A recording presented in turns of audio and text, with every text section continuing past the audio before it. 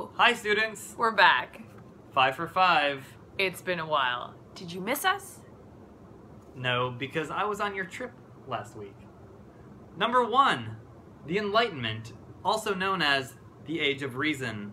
Now, as you can see right here, we have a few dates that is typically considered the time of the Enlightenment. However, you could certainly say that it began before 1685, and the ideas have persisted throughout time. So it didn't just end in 1815. We still talk about these ideas today.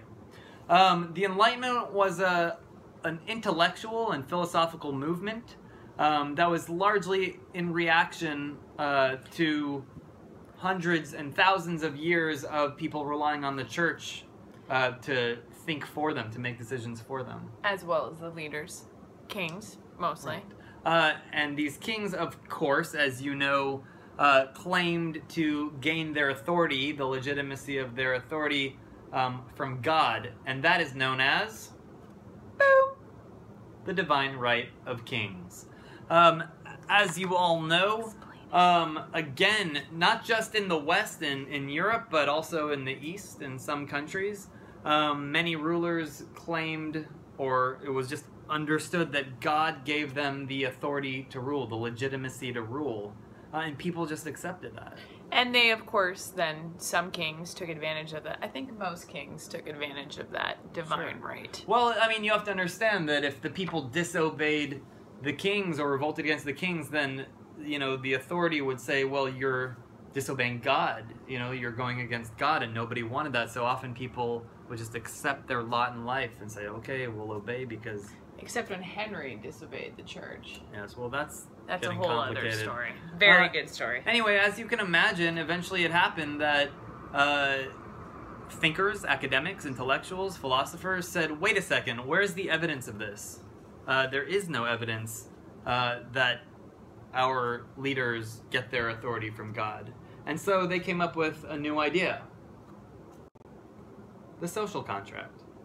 So in the 1600s, intellectuals and philosophers came up with this fairly simple idea of the social contract. If rulers don't get their legitimacy from God, then who do they get it from? And clearly they thought it's the people, because the people have come together to give up some of their rights in order to form a community, in order to form a society, and it's the people who give the leader the authority and legitimacy to rule. And yet, this didn't always work out very nicely.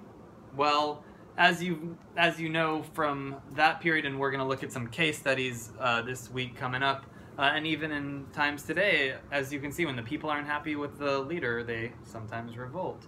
And so that's exactly what Thomas Hobbes was afraid of.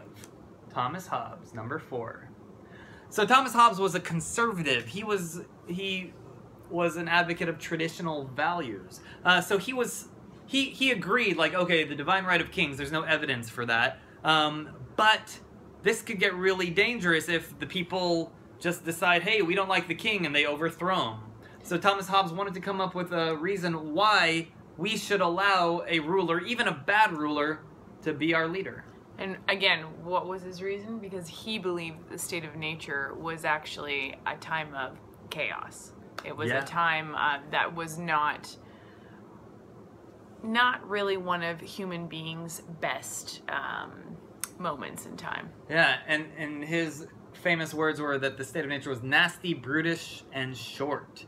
Right. And so he said that we don't know how to govern ourselves, and any ruler, even a bad ruler, is better than us governing ourselves. Kim Jong-un. Sorry, I had a yes. So, as we've talked about in class, I mean, you know, maybe the clearest example today is the leadership of Kim Jong-un, who is a dictator, and many say does not help his people as well as he could, the majority of his people.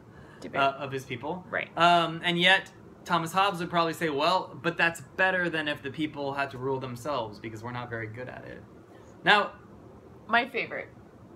Miss Wells' favorite, Jean-Jacques Rousseau. He was French. You need to say it with a rolling R. Actually, Miss Wells, he was born in Geneva, then moved to France. No, okay, Swiss, French, whatever. Anyhow, Jean-Jacques Rousseau, as you can see, lived after Thomas Hobbes, and yet he totally disagreed with Hobbes.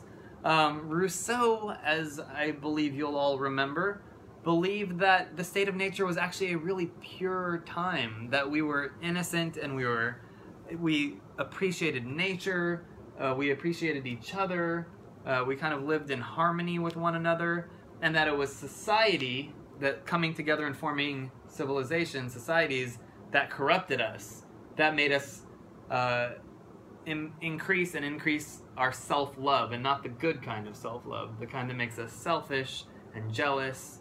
And, you know, as I mentioned a couple times in class, we see that very clearly in social media, where we're often all about, you know, what our pictures look like and how many likes we get. Okay, hold on. Don't hate on social media at the moment, because there are Miss Wells really likes Instagram. Some people on Instagram or some people on Facebook are actually using social media for, you know, communicating ideas or getting help or relief. And for some people, for some countries, it's really the only form of communication that they have with the outside world. And so for those people to be able to contact someone else from another country, or even just to see someone who is working to save animals, or working to spread love, or being real. I mean, don't hate on it all, because there are a few, I would say there's more than a few, that are trying to use social media as a platform for good.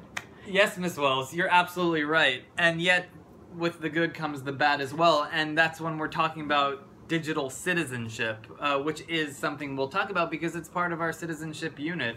And I mean, we're gonna look at what would these philosophers actually say about our, you know, internet, digital, social media life today, because obviously they're all in the grave for a long time. But the reason we're looking at these guys is because, you know, I might say, hey, Rousseau would not be happy with social media, and you might disagree.